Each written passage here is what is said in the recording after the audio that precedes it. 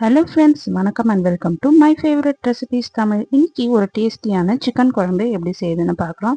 இந்த சிக்கன் குழம்பை நம்ம அரைச்சி விட்டு மசாலாலாம் அரைச்சி விட்டு செய்ய போகிறோம். ஸோ ரொம்ப டேஸ்ட்டாக இருக்கும். கண்டிப்பாக ட்ரை பண்ணி பாருங்கள்.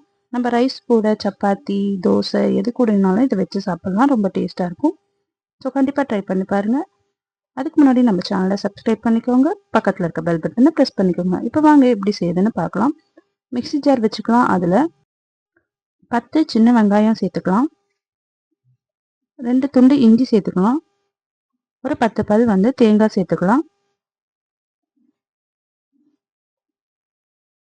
ஒரு 10 பல் பூண்டு சேர்த்துக்கலாம். ஒரு ஸ்பூன் ஜீரகம் சேர்த்துக்கலாம்.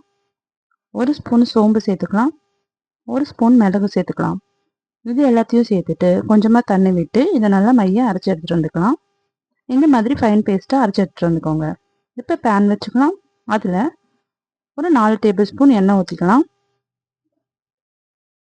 ஒரு பிரிஞ்சி இலை, ஒரு பட்டை சேர்த்து தாளிச்சுக்கலாம். இப்போ இதில் ஒரு 2 மீடியம் சைஸ் வெங்காயம் பொடியாக அரிஞ்சு சேர்த்துக்கலாம். வெங்காயம் நல்லா வதங்கட்டும்.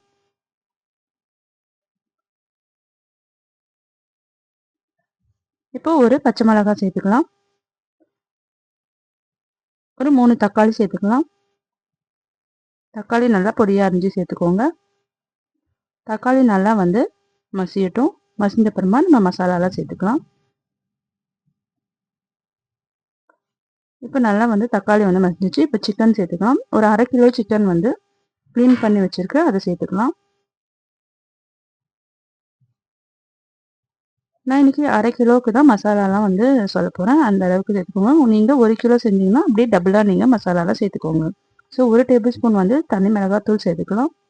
2 டேபிள் ஸ்பூன் தனியாத்தூள் சேர்த்துக்கலாம்.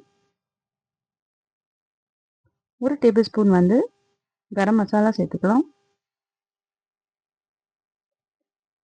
ஸோ இது எல்லாத்தையும் சேர்த்துட்டு நல்லா வதக்கி விட்டுக்கலாம்.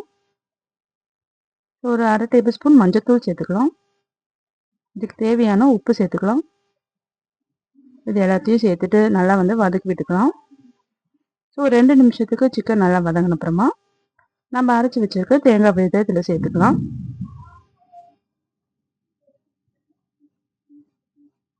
சரி, சேர்த்துட்டு இது ஒரு 2 நிமிஷத்துக்கு நல்லா வதக்கி விட்டுட்டு நமக்கு எந்த அளவுக்கு குழம்பு தேவையோ அந்த அளவுக்கு தண்ணி ஊற்றிட்டு ஒரு 10 நிமிஷத்துக்கு மூடி போட்டு வேக வச்சுக்கோங்க.